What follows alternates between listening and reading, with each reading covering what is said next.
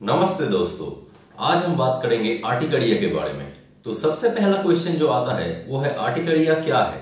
ये एक्चुअली एक vascular reaction है जिसमें कोई ट्रिगरिंग फैक्टर की वजह से हमारे स्किन के ऊपर छोटे बड़े डिफरेंट आकार के बम्प्स अपीयर होते हैं जिनको हम व्हील्स बोलते हैं। वो स्किन कलर के हो सकते हैं या थोड़े से रेडिश हो सकते हैं। यूजुअली उनके सराउंडिंग एरिया में एक रेड कलर का हेलो दिखता है। उसके साथ हमें ईचिंग या प्रिकलिंग सेंसेशन यानी कुछ चुभने की तरह सेंसेशन या बर्निंग सेंसेशन यानी कि जलने की तरह सेंसेशन हो सकता है। ये हमारे स्किन के किसी भी जगह पे हो सकता है। सिंपल भाषा में कहे तो हमारे स्किन में जो ब्लड वेसल्स रहता है जिनमें से खून बहता है उनके अंदर से ब्लड में जो पानी रहता है वो उस ट्रिगरिंग फैक्टर के वजह से या उस एलर्जी के वजह से ब्लड वेसल के बाहर आके हमारे स्किन के नीचे जमा हो जाता है जिसको एक लोकलाइज्ड इडिमा बोल सकते हैं। वही आर्टिकरियल व्हील्स की तरह दिखते हैं। ये व्हील्स जो होते हैं वो 12 घंटे के अंदर डिसअपियर कर जाते हैं यूजुअली, और कभी भी 24 घंटे से ज्यादा ये नहीं रहते हैं। यूजुअली देखा जाता है कि आर्टिकरियल व्हील्स 2-3 घंटे में किसी पेशेंट में डिसअपियर कर जाते हैं। वो उसी दिन फिर से दोबारा वापस आ सकते हैं या दूसरे दिन एक ही टाइम पे या किसी दूसरे टाइम पे फिर से व्हील्स आ सकते हैं। ऐसे ही इंटरमिटेंटली रिपीटेडली ये चलता रहता है साइकिल। आर्टिकरिया यूजुअली 2 प्रकार के होते हैं। नंबर 1 है एक्यूट आर्टिकरिया, जिसमें जो इस बीमारी का ड्यूरेशन है किसी पेशेंट में अगर वो 6 हफ्ते के अंदर ही ठीक हो जाता है तो उसे हम एक्यूट आर्टिकरिया बोलते हैं। अगर ये 6 हफ्ते से ज्यादा दिनों तक कंटिन्यू करता है तो फिर हम उसको क्रोनिक आर्टिकरिया बोलते हैं। अब नेक्स्ट क्वेश्चन पे आते हैं कि आर्टिकरिया क्यों होता है। देखिए, एक्यूट आर्टिकरिया जो है वो मेनली 3 रीजंस के वजह से हो सकता है। पहला तो सबसे कॉमन है इन्फेक्शन, जो बच्चों में बहुत कॉमन है। बच्चों में आर्टिकरिया यूजुअली इन्फेक्शन की वजह से ही होता है। दूसरा है कुछ ड्रग्स की वजह से हमें आर्टिकरिया हो सकता है, और तीसरा है कोई खाने की वजह से हमें आर्टिकरिया हो सकता है। और अगर क्रोनिक आर्टिकरिया की बात करें तो मोर देन 60% केसेस में तो उसका क्या रीजन है वो पता ही नहीं चलता है।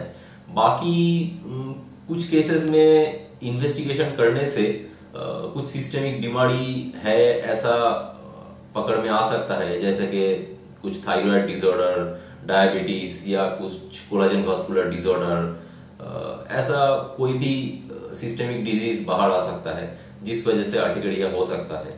और क्रोनिक आर्टिकरिया का एक पर्टिकुलर टाइप है जिसको हम फिजिकल आर्टिकरिया बोलते हैं। उसमें क्या होता है, किसी फिजिकल स्टिमुलाई की वजह से हमें आर्टिकरिया होता है। वो स्टिमुलाई एक ट्रिगरिंग फैक्टर की तरह काम करता है। जैसे सोचिए सोलर आर्टिकरिया धूप की वजह से होता है, हीट और कोल्ड की वजह से आर्टिकरिया हो सकता है। कोलिनर्जिक आर्टिकरिया बोल के एक चीज है जो हम अगर बहुत ज्यादा एक्सरसाइज करेंगे या बहुत स्ट्रेसफुल कंडीशन में हो सकता है। पानी के कांटेक्ट से भी हमें आर्टिकरिया हो सकता है जिसको हम एक्वाजेनिक आर्टिकरिया बोलते हैं। कोई जगह पे अगर कुछ प्रेशर पड़े, जैसे कोई भारी बैग हम उठा के ले जा रहे हैं तो उसका जो स्ट्रैप होता है उससे हमें वहां पे आर्टिकरिया हो सकता है। टाइट जीन्स या टाइट कपड़े या टाइट बेल्ट अगर पहने तो वहां पे आर्टिकरिया हो सकता है। टाइट ब्रा के स्ट्रैप की वजह से उस एरिया में आर्टिकरिया हो सकता है जिसको प्रेशर आर्टिकरिया बोलते हैं। वाइब्रेशन के वजह से भी आर्टिकरिया हो सकता है। कोई वाइब्रेटिंग चीज के कांटेक्ट में अगर स्किन आ जाए तो उस वजह से भी आर्टिकरिया हो सकता है। ये सब कुछ चीजें फिजिकल आर्टिकरिया के अंडर आता है।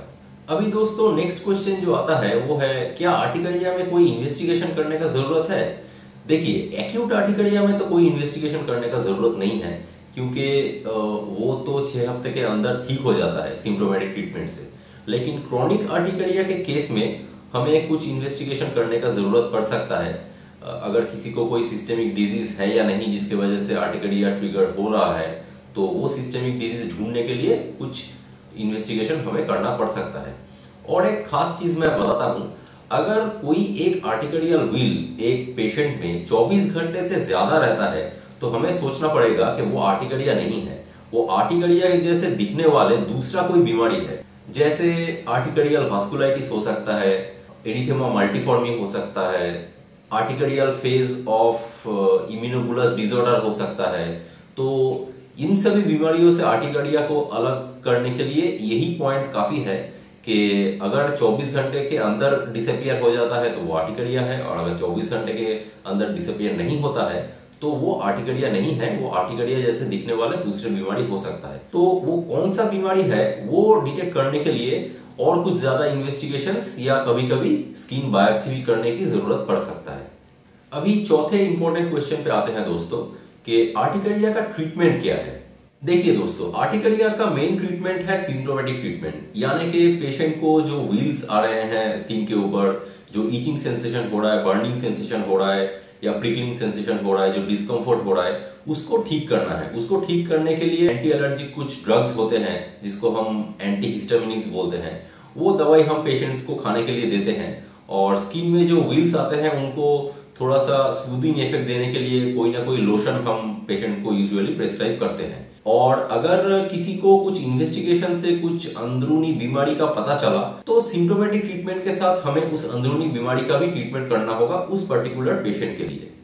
अब पांचवें इंपॉर्टेंट पॉइंट पे आते हैं कि आर्टिकरिया को प्रिवेंट करने के लिए, या अगर आपको आर्टिकरिया है तो उसके लिए क्या क्या आपको नहीं करना चाहिए। देखिए, पहले तो डॉक्टर से बिना पूछ के या डॉक्टर से सलाह ना करके या डॉक्टर के प्रेस्क्रिप्शन के बाहर कोई भी दवाई खुद से कभी मत लीजिए, क्योंकि कौन से दवाई से आपको एलर्जी हो सकता है, रिएक्शन हो सकता है, आर्टिकरिया हो सकता है, ये कभी भी पता नहीं चलता है। किसी भी दवाई से आपको आर्टिकरिया या एलर्जी हो सकता है। सिंपल से सिंपल दवाई से भी एलर्जिक रिएक्शन होते हुए हमने देखा है। तो कोई भी दवाई डॉक्टर के प्रिस्क्रिप्शन के बाहर खुद से कभी मत लीजिए। उसके साथ अगर आपको पता है कि एक खाने की चीज से आपको एलर्जी है तो वो खाने का चीज आप जरूर अवॉइड कीजिए। और अगर आपको पता नहीं चल रहा है कि कौन से खाने से आपको एलर्जी है या हो सकता है तो आप अपने डॉक्टर से पूछिए, वो आपको एक लिस्ट दे देंगे जिन जिन खानों से मोस्ट कॉमनली आर्टिकरिया या एलर्जी हो सकता है, वो खाना अगर आप हो सके तो अवॉइड करके चल सकते हैं। अब फिजिकल आर्टिकरियाज जिनमें है उनको जो जो ट्रिगरिंग फैक्टर्स के वजह से उनको फिजिकल आर्टिकरिया होता है उनको अवॉइड करने की कोशिश करना चाहिए। मतलब अगर किसी को एक्वाजेनिक आर्टिकरिया है तो कम से कम पानी के कांटेक्ट में रहने का कोशिश करना चाहिए, स्वेटिंग ज्यादा नहीं हो इसका कोशिश करना चाहिए। अगर किसी को कोलिनर्जिक आर्टिकरिया है तो बहुत रिगोरस और बहुत लॉन्ग ड्यूरेशन के लिए एक्सरसाइज या कुछ इमोशनल या कुछ सीवियर स्ट्रेस से अपने आप को बचाना होगा। अगर किसी को प्रेशर आर्टिकरिया है तो टाइट क्लोथिंग्स को अवॉइड करना होगा, एटसेट्रा। ऐसे जितने भी ट्रिगरिंग फैक्टर है उनको आप अवॉइड करने का कोशिश कर सकते हैं। और एक बहुत इंपॉर्टेंट बात जो बहुत सारे पेशेंट्स गलती करते हैं और करने के बाद जब मेरे पास आते हैं तो देखते ही पता चलता है, वो ये है कि आपको अगर आर्टिकरिया हुआ है तो उस आर्टिकरिया के व्हील के ऊपर कभी भी आप कोई एंटीसेप्टिक लोशन या एंटीसेप्टिक सोल्यूशन मत लगाइए। देखिए, एंटीसेप्टिक का यहाँ पे कोई भी रोल नहीं है। अगर एंटीसेप्टिक लोशन आप आर्टिकरियल व्हील्स के ऊपर लगाएंगे तो आर्टिकरियल व्हील्स तो ठीक नहीं होगा, लेकिन उससे आपको इरिटेंट कॉन्टैक्ट डर्माटाइटिस हो सकता है। तो ऐसा आपको कभी भी नहीं करना चाहिए। अब आते हैं छठे पॉइंट पे कि आपको क्या करना चाहिए। देखिए, अगर आपको आर्टिकरिया हुआ है तो सबसे पहले आपको समझना होगा कि वो कंडीशन आपके लिए कोई इमरजेंसी सिचुएशन है या नहीं। इसका मतलब ये है दोस्तों कि देखिए, अगर आपको आर्टिकरिया हुआ है, आर्टिकरियल व्हील्स हुआ है और उसके साथ सिर्फ आपको स्किन में थोड़ा सा ईचिंग है और उससे ज्यादा कुछ प्रॉब्लम नहीं है, तो आप डॉक्टर से फोन पे सलाह कर सकते हैं या ऑनलाइन कंसल्टेशन ले सकते हैं, या अगर हो सके तो डॉक्टर के क्लिनिक में जाके आप दिखा सकते हैं। आप ये कर सकते हैं। लेकिन अगर आर्टिकरियल व्हील्स और ईचिंग के साथ आपको दूसरे सिम्टोमेटिक सिम्टम्स भी आ रहे हैं, जैसे कि सोचिए सीने में दर्द, सांस लेने में तकलीफ, पेट में दर्द, बदन में बहुत ज्यादा दर्द, बहुत ज्यादा बुखार, या और भी कोई सिस्टमिक सिम्टम्स अगर आपको होता है, चक्कर आना वगैरह कुछ भी, अगर ऐसा कुछ लग रहा है तो आपको तुरंत हॉस्पिटल के इमरजेंसी में जाके एडमिट होना है। क्योंकि देखिए क्या होता है, हमारे स्किन में जैसे आर्टिकरियल व्हील्स आते हैं वैसे ही आर्टिकरियल व्हील्स हमारे ओरल और हमारे जो सांस का जो नली है उसका जो म्यूकोसा है उसके अंदर भी आर्टिकरियल व्हील्स हो सकता है। तो अगर हमारे इंटेस्टिनल म्यूकोसा में होगा तो हमें पेट का दर्द हो सकता है। अगर हमारा जो सांस लेने का नली है उसके अंदर अगर आर्टिकरियल व्हील्स आ गए तो उससे हमें सांस लेने में तकलीफ हो सकता है, जो बहुत ही डेंजरस हो सकता है एक पेशेंट के लिए। तो अगर आपको कोई भी सिस्टमिक सिम्टम हो, आर्टिकरियल व्हील्स और ईचिंग के साथ, तो आपको तुरंत हॉस्पिटल के इमरजेंसी में जाना ही होगा। अच्छा, इसके साथ आप अपने डॉक्टर से पूछ के अपने घर में अगर आपको आर्टिकरिया है तो कोई भी अच्छा सा कैलामाइन लोशन रख सकते हैं, जिसको अगर आपको आर्टिकरिया हुआ तो उस आर्टिकरियल व्हील्स के ऊपर उस कैलामाइन लोशन को एक सूदिंग एजेंट की तरह लगा सकते हैं, जिसको आपको थोड़ा सा रिलीफ मिल सकता है कुछ लिमिटेड टाइम के लिए। तो ये चीज आप घर में खुद से कर सकते हैं। तीसरा इंपॉर्टेंट पॉइंट है कि अगर आपका ड्राई स्किन हो या पर्टिकुलरली विंटर सीजन में आपको कोई ना कोई अच्छा मॉइस्चराइजर जो आपके डर्मेटोलॉजिस्ट ने आपको प्रेस्क्राइब किया है, या अपने डर्मेटोलॉजिस्ट को पूछ के कोई ना कोई अच्छा मॉइस्चराइजर आपको रेगुलरली यूज करना है। इससे क्या होता है, पर्टिकुलरली ओल्ड एज में हमारे स्किन का जो बैरियर फंक्शन होता है वो खराब होने लगता है। तो उस बैरियर फंक्शन को ठीक रखने के लिए हमें बाहर से मॉइस्चराइजर यूज करना पड़ता है रेगुलरली। तो वो आप अगर करेंगे तो आर्टिकरिया और एलर्जी को आप बहुत हद तक प्रिवेंट कर सकते हैं। देखिए दोस्तों, आर्टिकरिया एक बहुत ही बड़ा टॉपिक है, तो एक वीडियो में तो मैं सब कुछ नहीं बता सकता।